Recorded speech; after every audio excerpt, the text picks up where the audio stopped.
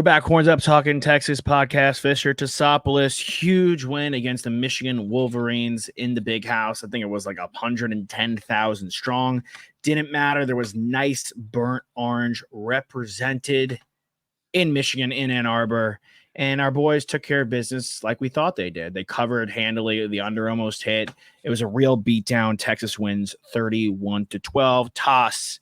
Give me your three positive takeaways from watching that beatdown against the reigning national champions. Well, before I give my takeaways, why don't you talk a little bit about what the environment was like? You were at the game. I want to go to you first. Well, thank you. To hear about just what that experience was like and how exciting it was to go on the road to the big house, which you had never been to before. Is that correct? No, correct. One of the most historied stadiums in all of college football. And of course, watching the Texas Longhorns win in that building. What was it like? Seats were incredible. One of those places where it doesn't seem like there's really a bad seat in the house, kind of like the Rose Bowl, like you get there and even the Cotton Bowl's good, but this place really, like, everybody had a good spot. We were in row 16. Our spot was insane. The seats were incredible. Lot of fans. They packed that thing. It's no joke. Yes, there's a lot of road fans. There's a lot of Texas that came through, but there are people that bleed that team, man. They are real Michigan fans that show up and show out every game, diehards. I definitely talked an absolute ton of smack, especially as I was drinking. Like, I was nonstop talking smack to these fans before the game. As the game went on, we were paying our respects. Didn't want to be sore winners. But then we went back to campus and there was college kids walking around. So obviously we were talking smack to the college kids because you got to do that. And I was scared at first. I'm not going to lie. The game kicked off. We get the ball. And it was so loud. You could tell. You could tell on the broadcast. It was so freaking loud. I was like, dude, I can't even think right now. It's this loud. I can't imagine trying to conduct an offense. Quinn Ewers, right? Come down the field. We drive pretty well, right? The opening drive is we're moving. We get a false start. We get a false start, right? We're on a play. That was a bad call, by the way. Fine. Yeah, I mean, you saw it better you probably saw it better on the telecast. I think that's the one thing about the telecast. You probably see everything better than you do 100% at the game. And it was a ticky-tack call that I think should not have been called in a game like that. It wasn't egregious. I mean, most holds are egregious, right? Because they always say you could spot a hold on every single play. If you really wanted to get down to brass tacks. College football, NFL, doesn't necessarily matter. But I felt like that was there were a few calls. It was loud though. It was loud. I think that's a big reason for this call. The incomplete. I'm like, oh man, it's 3rd and long. This place is booming. Then we get a 33-yard completion with Bond. And I'm like, all right, we're fine. Like, we're going to be A-okay. And then you didn't feel like a lot of the life. It maybe went from 100% to 99%, but literally that 1% of volume difference, I was like, all right, these guys are susceptible. They're hyped. It's a good fan base. But if our offense is our offense, and it was, I know that first one resulted in a missed field goal. But if our offense is going to be our offense, then we're going to be in really good shape.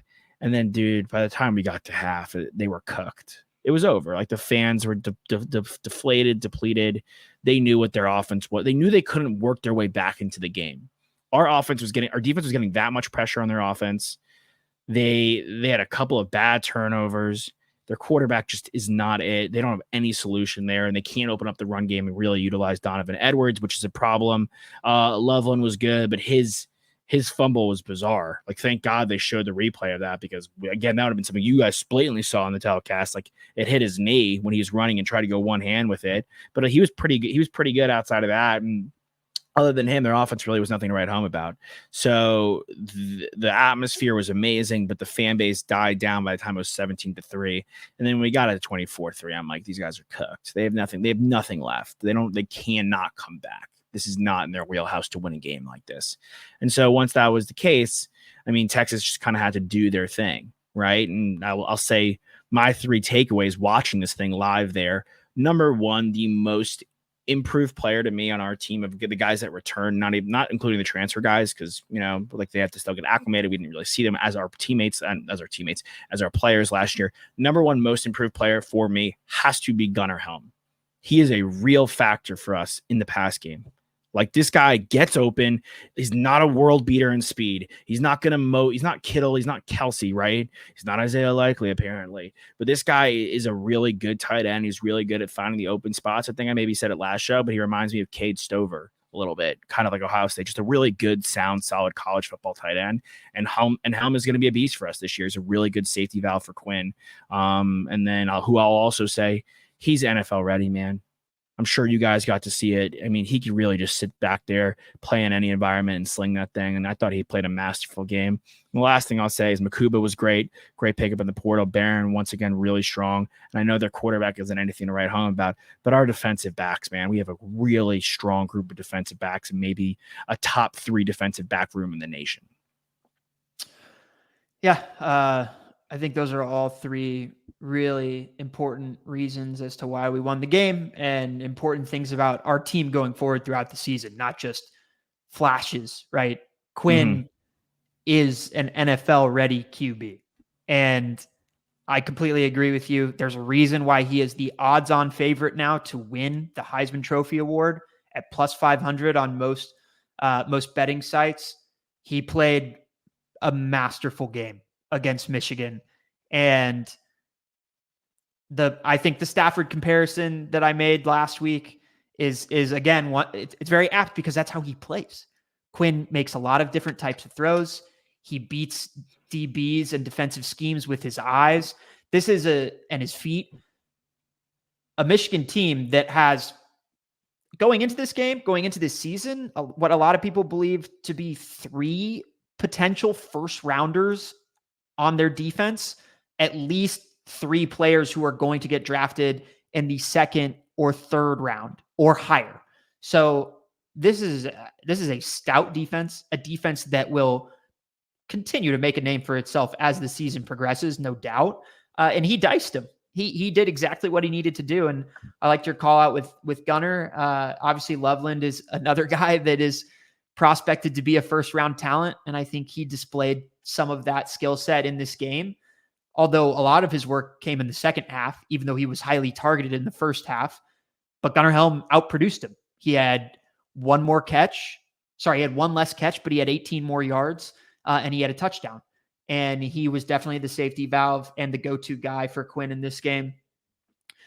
I love the call out for our defensive backfield. Our guys swarm quickly. They make plays on the ball. Their hands are very active, but they're focused. They know exactly where to punch out, when to swipe for the ball. They're not hitting guys' helmets. Like, you have to be really disciplined as a defensive back not to get penalties. You jump too early, you hit a guy too quick, it's personal foul, right? And it's 15 yards and an automatic first down for the team. So their timing was impeccable. For me, just one quick thing. Through 2 games, our 3rd down conversion rate, we were 10 for 16 in this game, is 57.1%. That is tied for 10th best in the nation. Of course, small sample size, 2 games. Last year, we were 38.3% on 3rd down conversion rate. That was 65th in the nation. We had a good 4th down conversion rate, so we were able to sustain drives a lot of times because we were 4th and short, and Sark has a lot of different play calls that he could come up with. But if we're going to operate at this high of an efficiency on 3rd down, that's something that we have not seen with the new Sark era of football. That's something we have not seen with Quinn Ewers as our quarterback. That's something that we didn't see last year. And we were a college football playoff team. So if we can sustain that or even stay above 50%, that is huge going forward, especially against SEC competition. We did it on the road. I mean, if you do it on the road at the big house, like you said, the environment was crazy. I could tell how loud it was just in the first half, especially just from watching. I love that moment where McConaughey and it wasn't Desmond Howard. And Charles Woodson faced off with the flags. Epic moment, great TV moment there. McConaughey knows exactly what he's doing. And this game was a lot of fun. I'm glad it was game day. It should have been tough sledding for any Michigan fans. Derek Jeter, Mr. October showed up and they got piped after he predicted them to win. I mean, it's a tough pill to swallow for Michigan. September, baby. They have a lot of, It's right. That's right. We're not there yet. We're not quite there yet. We'll see how his Yanks do when we get to next month in the playoffs. But a really impressive win. So that was one takeaway. It was just third down conversion rate. I think we showed, we had a question from Chris Lee on SEC 16, the three of us, when we went on that show. What is this Texas team going to do without CJ Baxter and without what seems to be a dominant running back in the room? I mean, we still ran for 143 yards combined between multiple guys, right? Wingo led the team in rushing yards because he had that one jet sweep that turned into a 55-yard gain. But Gibson was effective enough. I mean, he scored a touchdown and he ran hard as a freshman against a really tough defense. Wisner was solid. Blue didn't excel in the running game, but as we talked about, that's not where he makes his bread and butter. He's a running back that catches passes excellently out of the backfield, and he scored a touchdown in the air, and he had 37 yards receiving. So we ran the ball well enough to keep them honest and to give our wide receivers and our tight end room to breathe, and Quinn made the right reads. So I think we really displayed that we don't have to have an 80-plus yard rusher, one back every single game to be a quality football team and to be a championship contending football team. And lastly, I'll just give a shout out to our linebacking core and our guys up front. Donovan Edwards, a cover athlete. He was top 5 at bare minimum in Doak Walker Award preseason nominees. And the guy has, I think, sub 60 rushing yards through 2 games. I asked if we could stop him in this game because we all knew that he was going to come back and wanted to make a statement. And we shut him up. We did. And a lot of that has to do with, our young freshman ready to make plays. Colin Simmons was our PFF highest ranked player on our defense. I think as the season progresses, we're going to see him out there more and more. And he's a force to be reckoned with. And the fact that we are layering these veteran elder statesmen like Makuba, like you mentioned, these guys that Jade Barron, who stayed, right? Guys in the portal that we brought in with our young talent. Really, really impressive. I mean, Anthony Hill, once again, was awesome. But Broughton and Collins, like I asked for them to do, they didn't really miss a beat. And our defense was solid all the way through. And look, you can tell me that, I mean, Orji, we were so prepared when he got in there. We knew exactly what they wanted to do. He made a couple of not great reads, and we made him pay for it. Davis Warren, by the end of the season, I don't think anyone's that's a Michigan fan is going to be like, this guy sucks. I think we made him look bad. We made him look inexperienced. But there were a couple plays in the second half where after your team has been boat raced and has gotten throttled, where he stayed in bounds, where he could have easily thrown the ball away, and he found a guy downfield, and he made a play. He escaped the pocket and made a play upfield with his eyes. So I'm not saying this guy is going to win the Heisman next year or anything like that, but I appreciate resolve when you're getting the break speed off of you and a guy that hangs in there and doesn't quit. He didn't quit.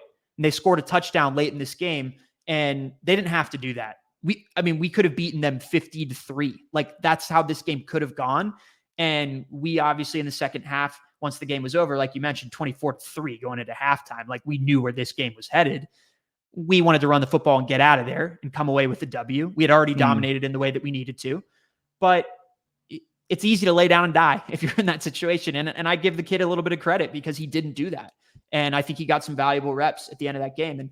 And we'll say this, we want them to be good. We don't want them to be bad. I certainly don't want to post LSU national championship 5-5 type of season like they did after they won with Joe Burrow, where Ed Orgeron gets fired the next year. Like, we want Michigan to be between 12th and 18th team ranked in the national football or in the college football. And they have some things to correct, but I still think it's a possibility with their team. Yeah. I mean, I'm jealous you made the Stafford thing last week. I'm not bummed about it because it's a great point, but I had that in my pocket that I was Well, I've ready been to kind saying of that dish since out. I've been saying that since last year. I thought that was something I noticed though, literally in the game. And so as you said it, you hit it. I was like, ah, damn, you read my mind almost. That was a really good point. I mean, he just again like watching Stafford play the other night. Like there's a good confidence and there's a good air about him where he's not going to panic and he's going to be able to stay in there throughout the game and continue to deliver those throws. And he's no longer really trying to force things and he's trusting his receivers to make plays. And he's making the right play instead of the big play a lot of the time, which I think is a really important piece if you're going to the next level to really command an NFL offense. And Quinn, can't say enough good things about him. So him being of the favorite for the Heisman's not wild, but pretty great. Like there are a couple other the guy you mentioned, Carson Beck last week, guy that we mentioned, Ashton Genty, on the show last week. These guys Genty came in and like they lost to Oregon, but their schedule was pretty easy outside of the Oregon game and they played him really tight and he was amazing again. So there's a lot of really great football going on for a lot of different players. And I know it's only 2 weeks, but Quinn Ewers really proving that he just has to do his thing. And his career after Texas, if he continues to do what he's doing, is going to take care of itself. Shedeur Sanders already looking like not the kind of guy you want in your locker room. Carson Beck, I still think, is the top dog in terms of NFL draft stock, but really, really great showing for Quinn. And then on the defensive side, man, it's like we have so many weapons. We had how many guys had a total of 15 plus snap count on the snap count of 10 plus? We had 20 guys. Yeah, 20 guys, 20, with 10 plus snaps. Like Makubu, who I mentioned, like Makubu, Barron, Derek Williams Jr., Malik Muhammad, again, 2 huge sophomores for us. Got a lot of playing time last year. You want to talk about improvement? Yes, they were good. These guys are real playmakers for us. All of those guys in coverage are graded 70 plus. Like that's something you really want to see. Simmons might be our best pass rusher, which is awesome. A little frightening. I think Nick would, if he was here, would probably agree with me. We want to see Trey Moore become what Trey Moore is supposed to be for us. And I know like we've only seen 1 sack, but I do think I have to say, I felt like the pressure was there. I felt like we were getting to them and they were bringing good pressure and we were making them hurry up a little bit, which I think created some of the turnovers. So defensively, yes, my one thing we have to work on, I know you like the final stat line of the run game and it counts. Like Wingo had a 55-yard run and that's just, it counts towards our rushing game and that's great. I would love to see, and I still think it is going to be Gibson because I think Blue is more effective in the pass game. I think Wisner is improved, but I don't know how much faith they have him in absolutely going off. I do think Gibson, he looks so big in person. Like he really, when you see him in the huddle like that, is a big, big dude, and he's a freshman. So I would love in these games coming up, which Sark valiantly said, hey, look, we just won a huge game on the road, but look what happened in Notre Dame the week they did. Like we cannot let this get to our heads. We have to come in and take care of business, against UTSA, who's played us tight in the past. Like this is not a gimme game. This is not a walkover. We can't be celebrating last week's win going into this week. This is a game where we should win, and I would love to see Gibson come in and do the 80-yard thing, go for a big game. I think we do need we need some semblance of a guy we could lean on and run with, I think especially when we play a team like Georgia. It's worth noting that Blue basically only played a quarter and a half. So he also missed the second and third quarter because he was banged up and he was out. And I'm glad he came back in, and I'm glad the injury isn't something that looks like it's going to linger. Mm-hmm. I hear what you're saying. I think Gibson runs really hard. He's definitely stout. He definitely knows how to run between the tackles. He knows how to make reads, which is not something that a lot of freshman running backs know how to do. But when you talk about who is the best running back on it's Alfred Blue is the best running back on our team. And when he gets a guy in open space, he is as good as Jonathan Brooks was at making a guy miss, and as good. It's just there. And I tell you what, it's a lot easier to see when they give you the replay. But I felt in the moments where he was out there, even coming back from getting banged up in the game, he made like 2 of their DBs miss so bad. And again, these are talented defensive players. Like it can't be lost on anyone. And I don't think it is. And I think it's why Quinn Ewers is the number 1 Heisman ranking right now and why we're the number 2 team in the nation. This is the most impressive win thus far in the college football season. 2 weeks in, of course, that's not necessarily saying that much. But we went to Ann Arbor and we beat the defending national champions on their own turf. Like that's really difficult to do. And I'm not upset that we didn't get bumped to the number 1 spot, because really it doesn't matter until Texas and Georgia play each other. Like who's 1, who's 2. That game will determine a lot. But like you said, you don't want to get ahead of yourselves. And I don't think that we will. You want to know the difference between us and Notre Dame? Their defense is really good, Notre Dame. And they have a good offensive line. They don't have the same level of playmakers as we do. And their quarterback just straight up is not as good as our quarterback. Our signal caller knows how to expertly call a game and manage a game and keep his composure. And he displayed that. Not only did he display it on Saturday, but he also displayed it last year when we had the most impressive win in college football, when we went to Tuscaloosa and beat Alabama. So now this guy on his track record has 2 of the best road victories. And if Michigan is a Big Ten contender, maybe 2 of the best, maybe the 2 best victories in college football 2 years in a row. And that's saying something. That means a lot to me. And I don't know. I can't write that off. The running game, yeah, I'm with you though. Like I want to see us dominate. I want to see us put up 260 yards on the ground between 2 guys who both run for 100 plus. Like I'm not going to be disappointed if we do that against UTSA. But I don't need it because I think that we can win in other ways. Yes, I mean we can. I don't disagree. I think Blue is the best playmaker of the guys, but I just, as far as a pure running back goes, I would love to see Gibson kind of establish himself in a way as a rookie, even where we could, if we have to lean on him for 15 carries, we could lean on him for 15 carries and he can make something happen in those 15 carries. I think getting Wingo involved is great. Getting all of our playmakers involved in different capacities is fantastic. Like we beat them. We crushed them. I left the game early. We crushed them. We beat them. Like it was like the fact that they scored a touchdown at the end is a joke, honestly. And I'm not just saying that because they had serious money on the game going under and it barely went over. Shout out Las Vegas once again. I really think that was like the biggest garbage time touchdown because we crushed that football team.